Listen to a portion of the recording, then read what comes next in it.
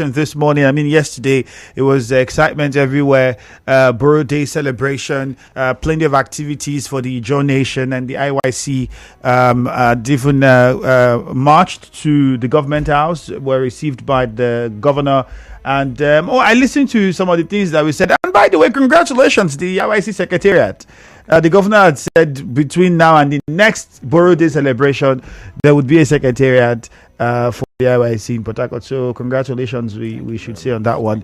But beyond the Boro Day celebration, it's also important that we some comments and statements that were made by the IYC yesterday and the position that they took with regards to the political situation in Rivers State is something that we are also going to talk about. But my very first question would be whether enough is being done by the IYC to educate the younger generation about our Ijaw heroes and freedom fighters that we have. Now, for some people, I can tell you that there's almost some people who would not know who the late Isaac Jasper Adaka Boro was. I'm sure many young people don't. They just know, oh, Boro Day celebration, like what does it signify? What does it stand for? Who is this person? A lot of people who do not know. So before we go any further, I'd like you to tell us how the IYC is looking at, in engaging young people from an early age of their lives to begin to know about these notable heroes. Well, Ifemi, thank you very much. And let me say this. IYC is a movement and it's a grassroots movement. And I want to say that in every clan, there is what we call chapters. That's communities that form a clan. And from the clan, we move to the zone. The clan is under the zone. Then from the zone, we have the national secretariat. And we have diaspora leadership. Just a few days ago, the IYC national president, Sir Jonathan Lokobrisino, was in UK to celebrate with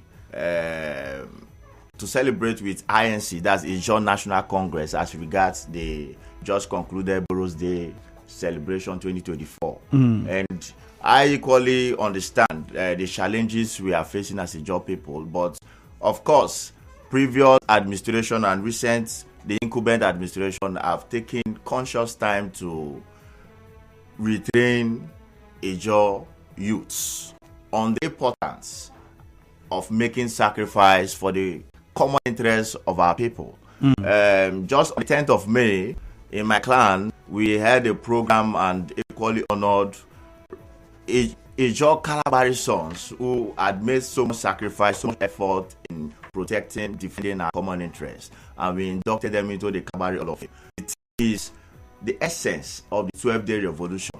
And in that program, of course, the national president was ably represented by the deputy president, Sir Freedom Atigbe, and they gave a clear historical background of what Isaac Atakaboro and his other lieutenants did in the Committee of Ijaw Nation. They gave the essence of we making sacrifice, and making sacrifice the benefits it has accrued to the Ijaw and the Niger Delta people. Away from my clan, in other clans, particularly in Central Zone, ably led by Perez Ineife, he has equally taken time to educate Ijaw people in Bayelsa on the importance of making sacrifice and who is Boro. Then if you go to our various institutions, there is what we call National Union of Ijaw-based Students. So this means that in every institution, even in diaspora, we have this organization. Don't forget, Boro never started activism as a youth organization. It started activism from this institution. When we were under the Eastern Region, he contested as SUG president twice. The first one, he was rigged out, and the second fight, he won victoriously in the midst of three Easterns who contested with him as SUG president in the then University of Nigeria in Nsukka, University of Nsukka. And so that was where they gave birth to National Union of Ijaw-based Students. So educating our youth, so our youth having consciousness, the awareness of who is Boro and his lieutenants. Why the 12-day revolution, the first secessionists. Because they were fighting for the Niger Delta Republic at the time. The youth are well conscious of who is Boro, why he made the sacrifice, and the benefit so far we've gotten from his sacrifice. And for those many who did not know, I think he was later. I think they were jailed for treason, himself and his comrades at the time. But then the federal government under Yakubu Gowon had granted amnesty, and then on the eve of the Nigerian Civil War, where he joined and fought for the federal government, and his death was said to be under mysterious circumstances somewhere in Ogu. But my major question now is, growing up as a young child, I would say I never remembered, maybe in school, having where people from that come to talk. If we go to secondary schools now, do we have programs? Does the IYC have programs that we go to schools to get young people to begin to know from early stages these people and the things that they have done for the Ijaw nation? Is that something that has been looked at to say, let us see how we can begin to, from early stage, begin to get people to know the history, because the history you do not tell, somebody else tells it for you. Have we looked in that direction? When I say have we, I mean as the IYC. Well, IYC is another springboard to build leadership, and particularly, let me make reference of my clan. Late part of last year, we did a program called Back to School, encouraging young people to be committed in their educational pursuit. Those who have a little challenge, either financial challenges and all that, see how we can encourage them so that they can go back to school. And in that program, we distributed exercise books to each of the local government, like 5 schools. We picked 5 schools. So we have 3 local government in Kalabari. So each of the local government, 5 schools, and it was taken to remote communities so they can have sense of belonging. And what's the essence of that? We were able to speak the essence of Boro to them. We were able to communicate what IYC stands for, because before now the narrative was a different thing. So we had to have a paradigm shift, educate them what IYC stands for. It's not a criminal organization. It's a freedom fighting organization that stands for justice, equity, and fairness, protecting the common interest of the people. Personal interest does not override the collective interest of the people. And so that's what we stand for. That's the picture. So we're able to, that's secondary school children. So because if you go to primary, what would they know? They don't understandable. So we took it down to secondary school. And I know after that program, we received calls from some of these children, particularly the SS3 students who are handy with phones. They were able to communicate to us that they have interest, they want to join IYC, that we're able to change their mindset from originally what they perceive to take the IYC for. So and we were able to bring them to a platform, a WhatsApp platform, where time to time we drop historical background of the struggle to them, so that they will begin to have this consciousness. Now, why do we do this? If you go to school, before now, we were having issues in ROSU at the time. Then our leader, the Pyramid of Ijaw Nation, was the national president. In ROSU, there was a time they flagged Ikwere Ninjas. Now, the essence of the Ikwere Ninjas, these are people that have very strong ethnic hegemony, that wants to override or monopolize the school institution, the institution of ROSU. In every department, in every faculty, the aim was to see that they bring Ikwere people or upland people to was that what you perceived, or was that what they said their aim was? That was the aim. Historical finding. That was the aim. Because I'm pretty sure they would say differently. Ikwere Ninjas, right? That was the aim. And we came in, our leaders came in and said, no, well, this is cool. This is democratic system where you allow students to exercise their franchise. Whoever that has the capacity, competency, commitment to serve the student community should go to the pool, and whoever that emerge, the school management should be able to support them. And that consciousness we give to just students sprout them to agitate for their rights. And at a time, they begin to have SUG president from Bonnet, SUG president from Kalabari, SUG president from, and all that. So when you begin to educate our people from secondary school to down to university, that's why we have the organization such as National Union of Ijaw-based Students to educate the Ijaw people the essence of fighting or exercising your inalienable rights, your constitutional right. When you educate them, you don't arm them, but you don't take them to arm's way. Rather, you give them you arm them intellectually to stand in defending their rights constitutionally and by birth their own rights given to them. Very well said. I like the fact that you had to put in proper perspective what the IYC stands for, because when we come after the commercial, we will then get into the IYC's position yesterday with regards to the political situation in Rivers State. And just to also add, for those who might not know, that Isaac Adaka Boro was also considered to be a pioneer of the minority rights activism in the country. He was a soldier, and there's a lot that you can read and learn about him. And I think it's also important that we encourage parents and the elders and older generation to as well to try as much as possible to educate their children, because for me, some of the things that I knew about the man wasn't from school or anywhere. I'll tell you honestly, it was my father. Okay. So there were books, read, and then, and they tell you stories of what happened. And those stories you remember even more. The details that you were told, you remember more than even what you read. So I think that's also something. And whether the IYC has also looked at, perhaps we have some of these things in our curriculum where it becomes normal, especially in these areas, to teach these things and remind our children. Well, we'll go on a commercial now. When we come back, we'll get into the other half of our conversation. Stay with us. Colors, they add meaning to our lives. From birth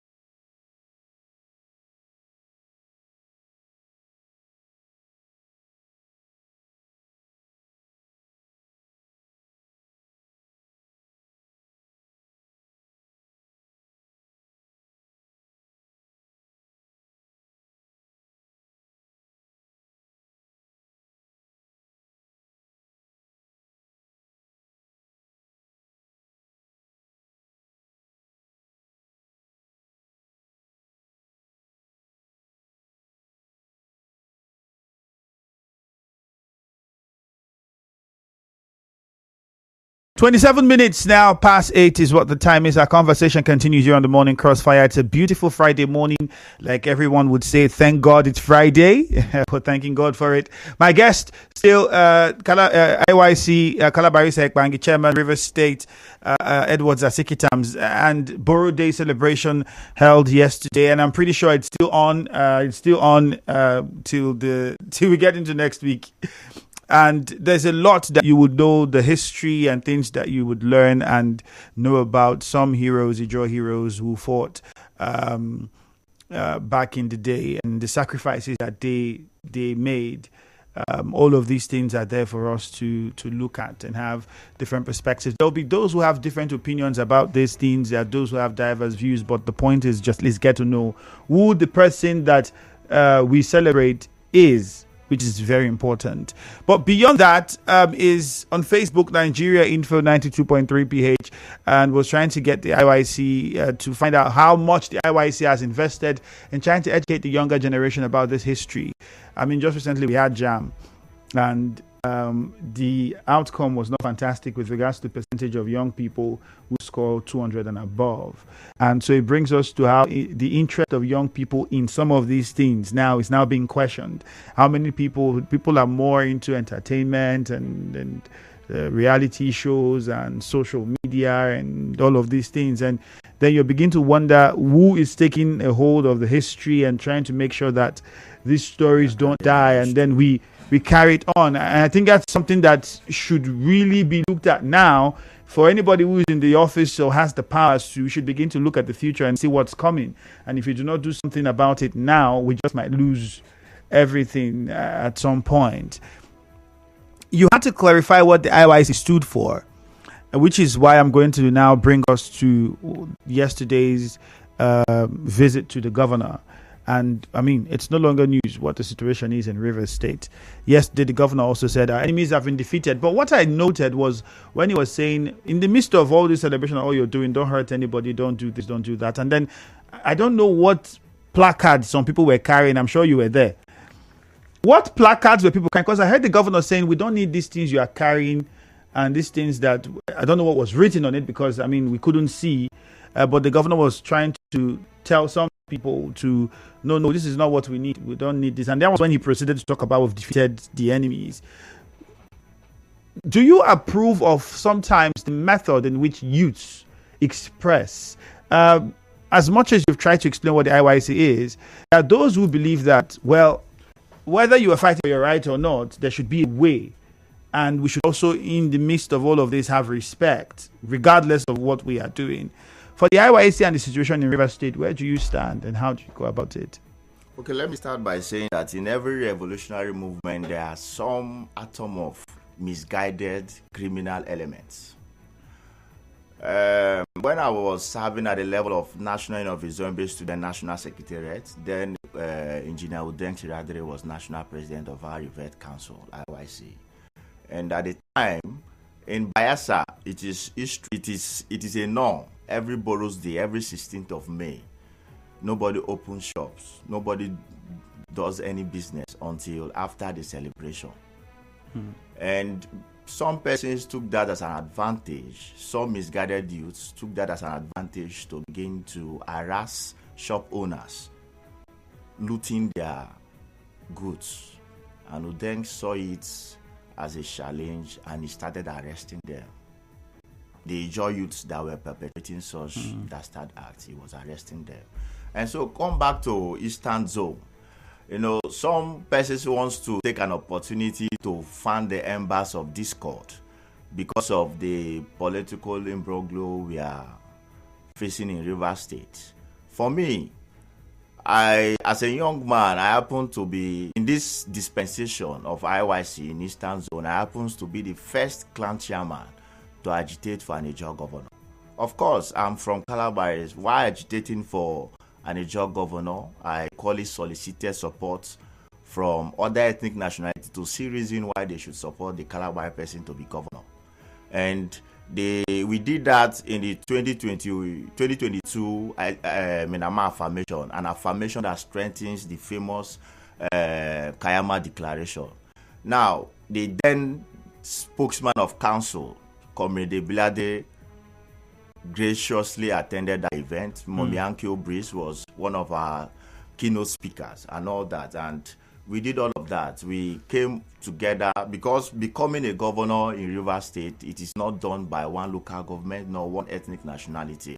You must rally around, convince other ethnic nationality to see reason why they have to support your candidates from your ethnic nationality. And I will tell you for free, many Ijaw youths or many Ijaw persons or some Ijaw persons never wanted the governor of Rivers State.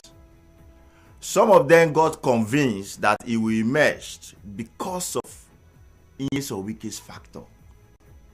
But is it not correct to say that the former governor, who is now the FCT minister, was very fundamental and instrumental in the emergence of the governor now?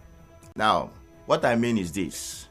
Some of the job people, because the 2023 elections, it was clear that most of the strong political parties were floating the job people.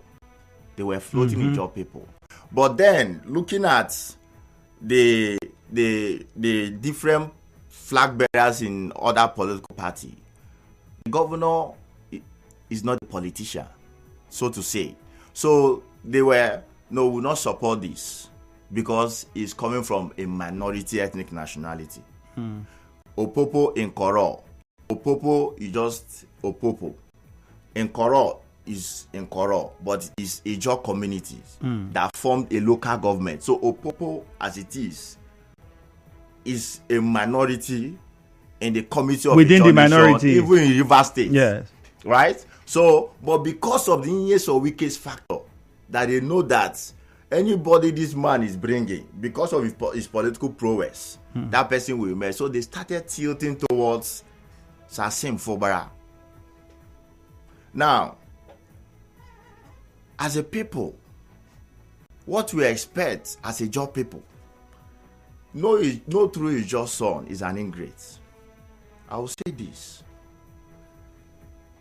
We had the opportunity to be governor before this time, when our forebearers in the political system,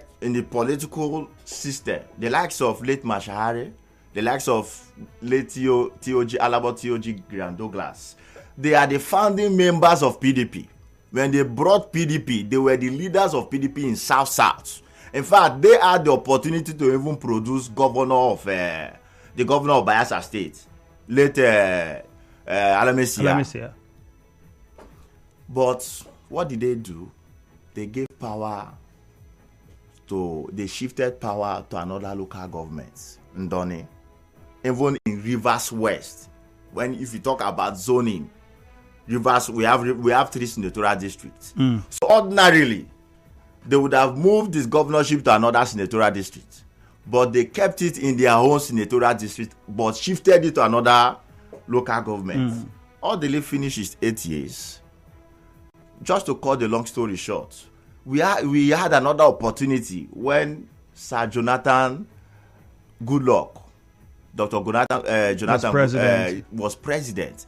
We equally had another opportunity when the first lady of this state, of this nation, is an illustrious daughter of Rivers. That was at State. the time Goodluck was president. At the time when Dr. Goodluck was president of this country. We never had a Ijaw governor in Rivers State. Inyes Owike succeeded another Ikwere man, Governor Amechi. And don't forget, Governor Amechi and Governor Inyes Owike, they're of the same senatorial district. And Inyes Owike magnanimously, in his political calculation, as a people who can't fault it, because the first governor, Rivers West, Amechi and him the same senatorial district, and he cannot marginalize this other senatorial district, and he moved the governorship to this other one. And what he did was to see how he compensate the Ijaw people in that senatorial district. As Ijaw people, why are we still celebrating Boro till date?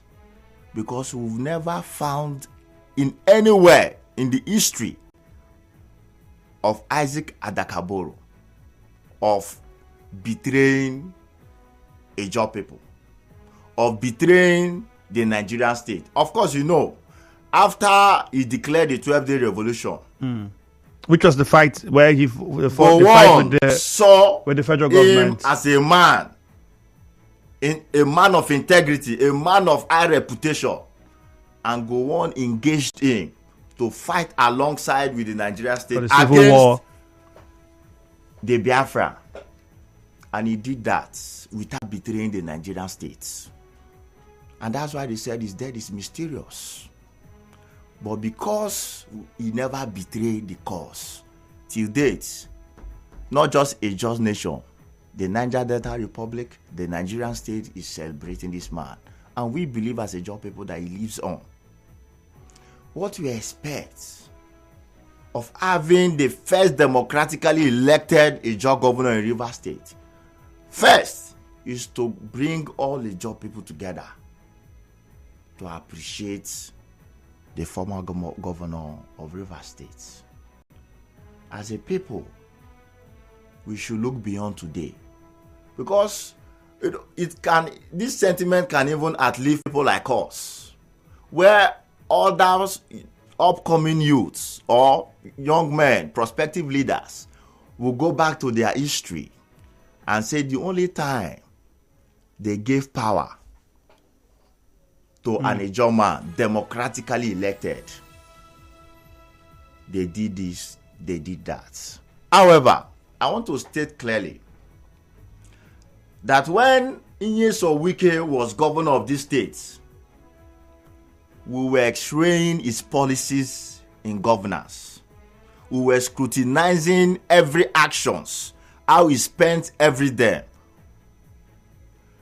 At a time when the Kalabari road was a no-go area, was a death trap for kidnapping and other social vices, we came all out. I have been on this station severally to challenge Ijaw, telling him that the 13% derivation meant to develop oil-producing communities. As a Kalabari people, we are major stakeholders in the oil and gas industry, and as such, it should divert our fund in developing the Kalabari road. We should not be only beneficiary to the Kalabari people, but to Rivers people and Nigerians, because that's the economic benefits in that road is unfathomable. So because of the time and the fact that we'll need to open the phone line shortly, is to get us straight to the point now, where does the IYC stand and how do you, I mean, you have well appreciated that the FCT minister was very instrumental and should be well appreciated for what it did, but then where did things now go wrong? There's some who had the idea, some people in some corner would say, I remember at the time it was people saying, oh, you are bringing someone who is not a politician who you can control, so that you have an extension, some sort of third term extension. That was what was everywhere at the time, and many people had that idea, and there are some people who believed that up until the disagreement and what was seen now started. And yesterday, listening to the IYC saying, well, we are with the governor, we are behind the governor, we are standing with you, if you call us anytime, we are coming out, and all of that. For you, when you look at the situation in Rivers State now, what would you say should be the best approach for the IYC? Well, for council, IYC people, the job people, we have respect for our people, same way we have respect for other ethnic nationality, because in achieving success, we need a collaboration. And for Ijaw Youth Council in Rivers State in particular, what we expect is to call for peace in the states, because nobody has monopoly of violence. For posterity purpose, if not for anything, what we should be looking at is to see how the governance of Sasimai Fobara is run smoothly without making sentimental statements, without men that can trigger other ethnic nationalities to stand up and say, no, you can't come and be insulting my people or my leaders. Now, the statement made by our revered President Sir Jonathan Lukpobri that we are a minute call from His Excellency. Yes, we are a minute call from His Excellency because he's an Ijaw man. But then it is beyond that.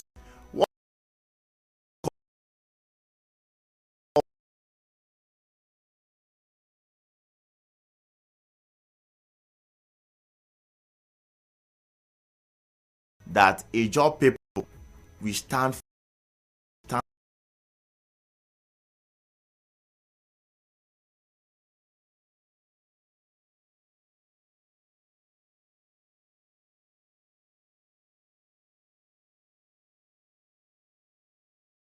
The Ijaw people will not come out. All right. Because it's against the tenets and principles of council. All right. 081.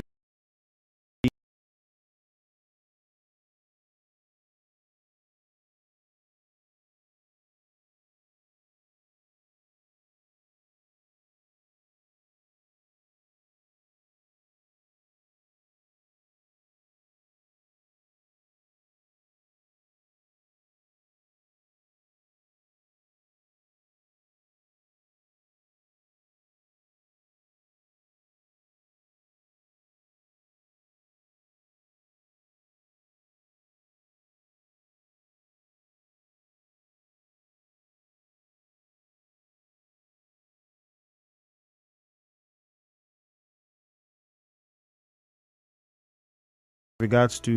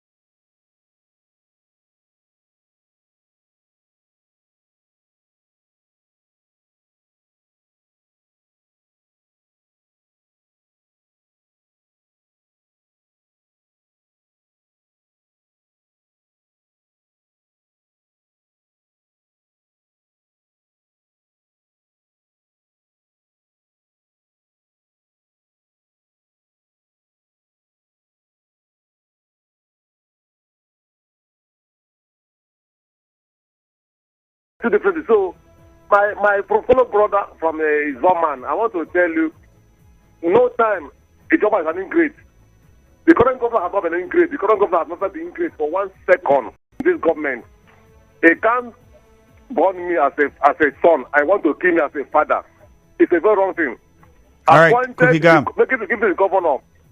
Governor, don't know if I come to come and kill him. It is wrong. So let's go to Ishokbo now. Stand for the truth. Thank you very much, Daniel from Ishokbo.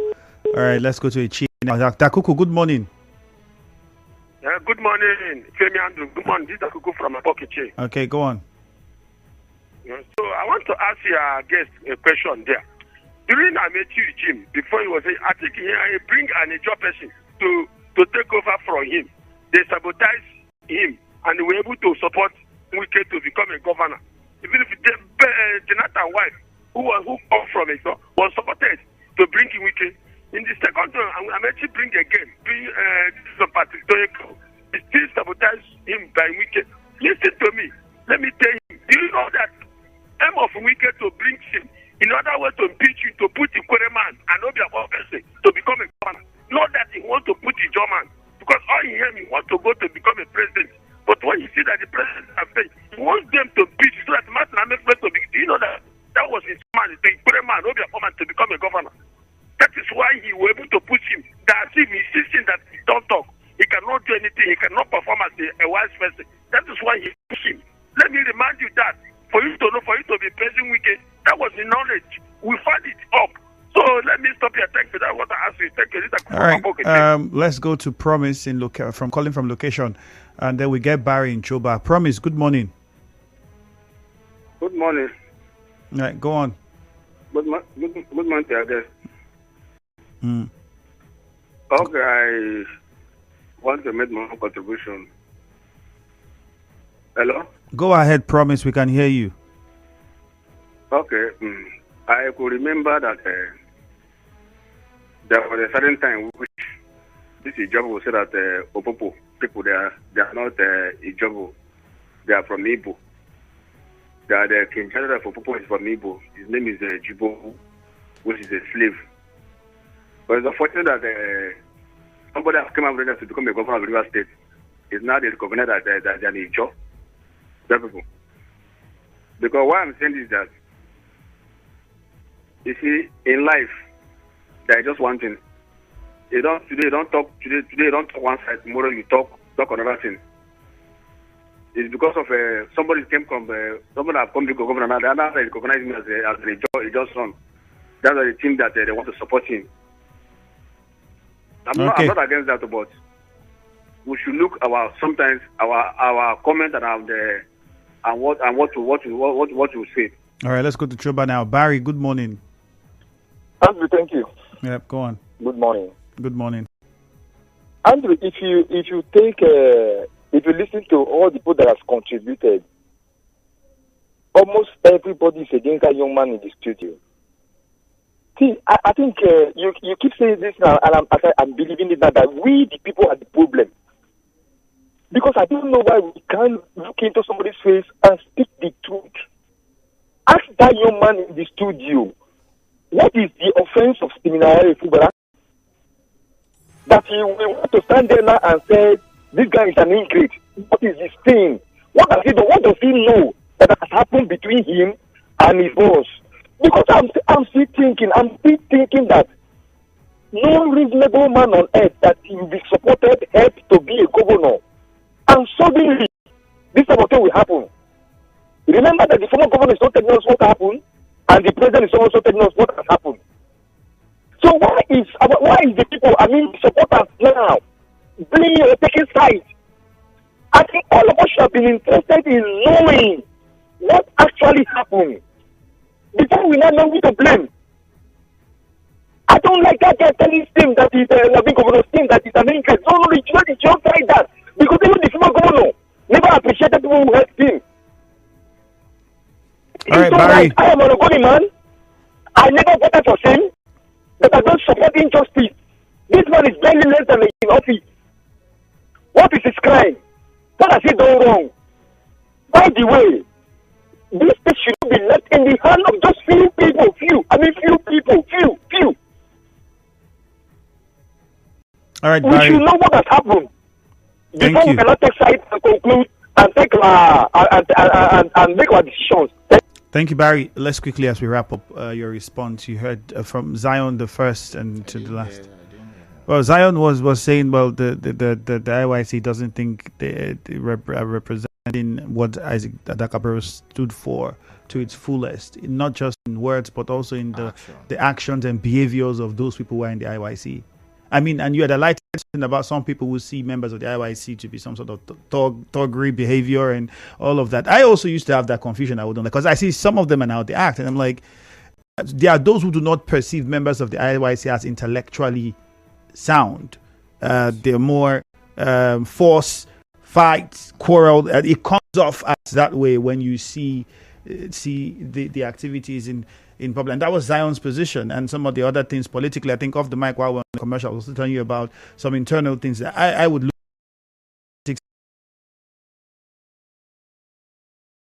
That's what he was pointing at. Then the other people who are saying, well, you can't say that the governor is an ingrate. I don't think you said the governor is an ingrate, just to correct I those just said people. the job people are not ingrates. That's Mm-hmm. what I said. So that's what he said. So what would be your comments? We have a short commercial in just a few seconds.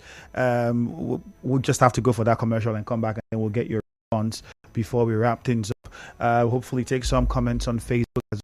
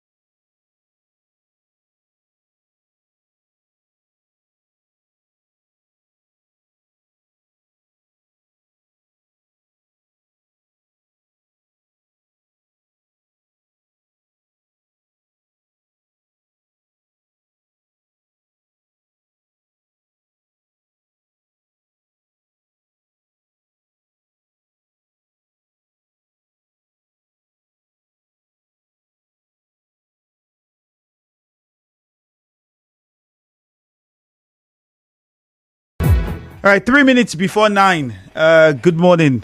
As we attempt to wrap things up, a lot has been said. My guest will be responding and to some of the questions that you've been raised, because there's some people who had said, well, you can't suggest. Some people felt you were suggesting that the governor is being an ingrate, or not recognizing the fact that it was somebody helped him to get to where he is. And I'm pretty sure the governor has never done that, because he had outrightly always, at the beginning of everything, even when the issues were on, recognized the FCT minister as his boss and said, well, this person, you helped me. And then when he came and said, you helped me does not mean I would worship you. And we have a lot of back and forth. We don't want to go into that. And there are those also saying that, well, the IYC doesn't seem to stand for what Adakabero stood for in actions character of the people there and a lot of things. And he even accused the IYC of what has the council been doing with all the monies that they get from different politicians, governments, administrations. Where do the funds go? Is there something that has looked at the welfare of these heroes and their families that they left behind, or and etc., etc. So how would you respond to this in under 2 minutes before we wrap up? Okay, well, I never called His Excellency the Governor of Rivers State an ingrate. I only said the Ijaw people are not ingrates. And I equally said what we expect before this infighting between father and son, boss and follower. It's we the Ijaw people, we are particularly of the eastern flank. We are supposed to come together and join His Excellency the Governor of Rivers State to appreciate the former Governor of Rivers State for being magnanimous enough to see and to ensure the victory of an Ijaw governor in Rivers State. That's very clear. Then, like I said, IYC is a movement, and so I equally said in every movement.